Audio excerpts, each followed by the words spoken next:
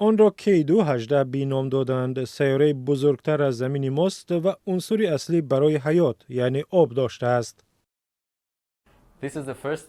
باری اول است ما در اطراف یک سیاره اتمسفر را کشف کردیم که به اصطلاح سوپر زمین است و در فاصله قابل سکونت از ستاره می باشد.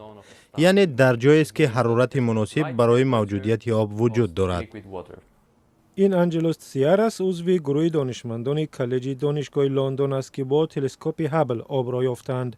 آب در سیاره بوده است که در بیرون از منظومه خورشیدی و در اطراف یک ستاره کم نور سرخ دور میزند.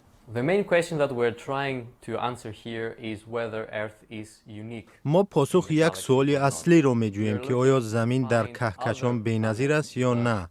ما سیاره های را می جوییم که شرایطی مانند با زمین داشته باشند ولی نه برای آنکه آنجا رویم. آن سیاره صدها سال روشنایی از ما دور است. نور آفتاب به زمین در 7-8 دقیقه می رسد ولی به آن سیاره در 100 سال می رسد.